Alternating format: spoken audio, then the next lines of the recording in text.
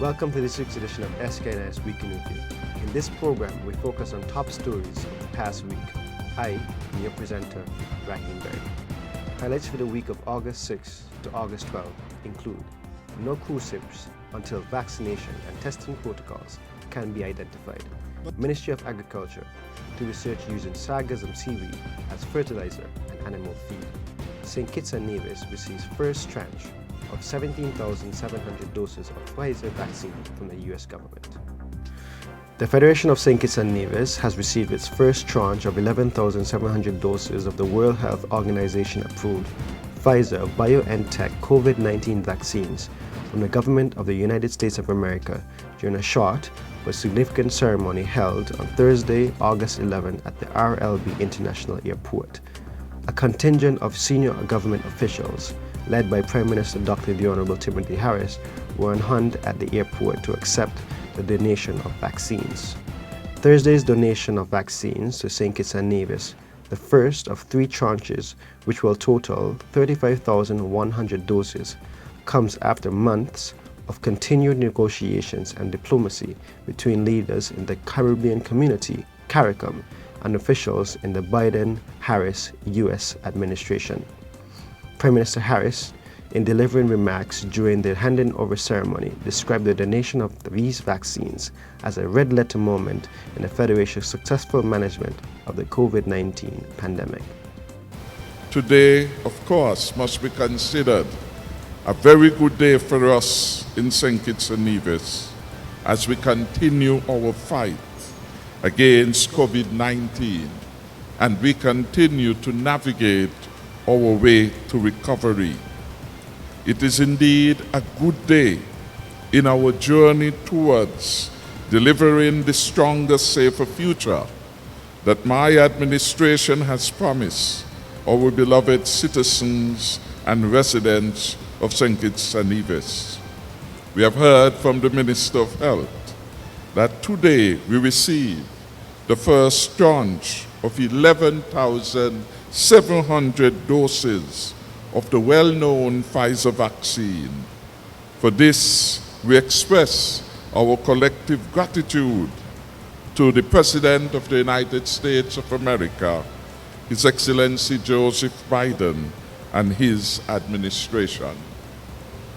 Head of Standards at St. Kitts and Nevis Bureau of Standards, Jermaine Mike, said that the organization continues to collaborate effectively with public and private stakeholders before the adoption of any standard. Mr. Mike said that it is important to have the private sector on board because its opinions matter. We really believe in collaboration, right? Especially because we are trying to do good practices, right? So when it comes to standards, we always take a national approach. That means we take entities from St. Kitts, we take entities from Nevis. So every time we are trying to adopt standards, we always put out information to get these people as stakeholders, not just the public, but the private sector, where it will be mostly they will be mostly impacted by such a standard if any regulation was to come out of this.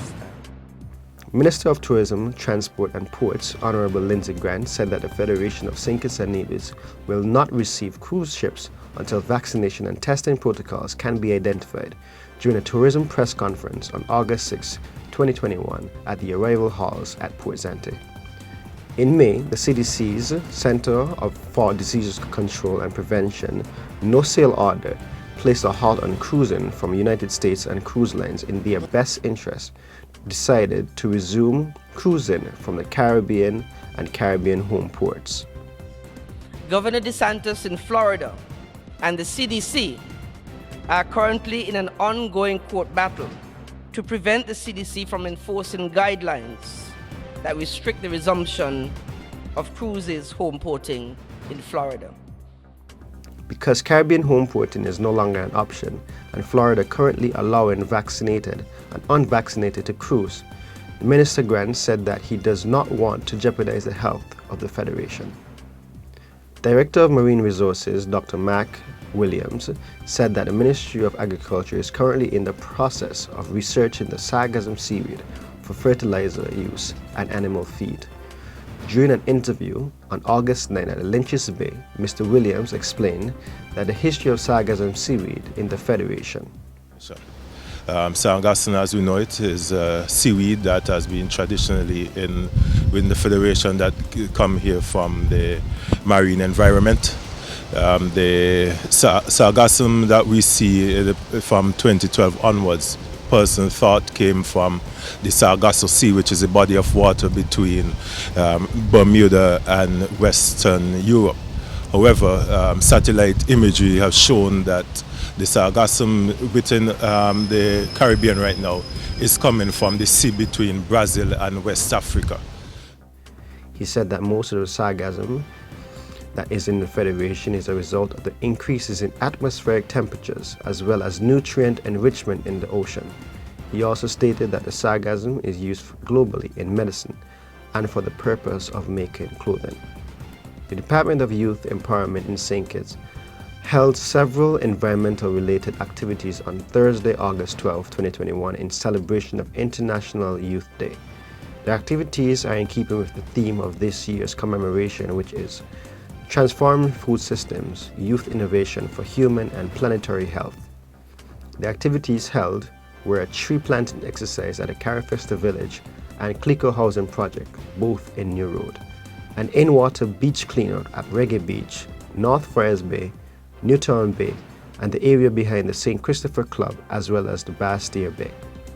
Minister of Youth, the Honorable John L. Powell, commented on the annual commemoration. This year's theme, in my view, clearly echoes the vision of the federal government to bring new life and vigor to our agricultural industry, to tap into our vast human and natural resources, to grow our green and blue economies, putting our young people at the forefront of a sustainable revolution of food security and economic prosperity. Firmly rooted in homegrown experience and ingenuity, branching out to touch every community and providing the comforting shade of real food security for every citizen of St. Kitts and Nevis. The work of the St. Kitts and Nevis Bureau of Standards is often associated with goods, whether locally manufactured or imported. However, a little known fact is that the services also fall under the purview of the Bureau. Jermaine Mike, head of the standards of SKNBS, said that there is no separation of standards as it relates to goods or services at the government agency. He further outlined that the persons or organizations that provide services must render high standards in the quality of services that are provided.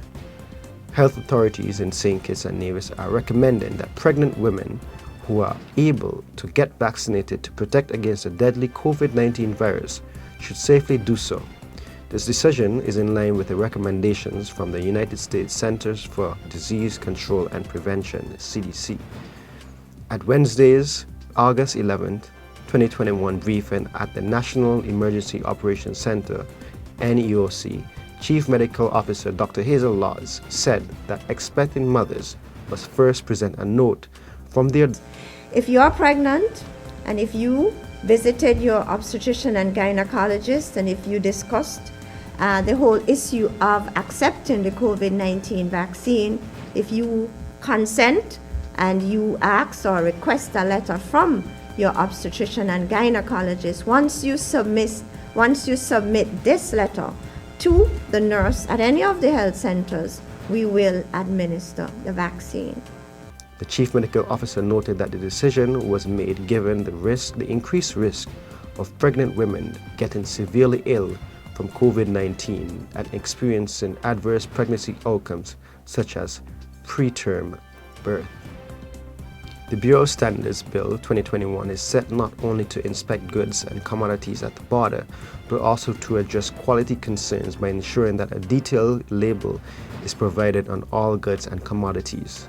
In addressing the differences in quality of products between the United States and the Caribbean during the August 11 edition of Working For You, Director of the St. Kitts and Nevis Bureau of Standards, Mr. Stuart Laplace, explained how that occurs. In the United States, you cannot restock an item on the shelf that is within 45 days of expiry.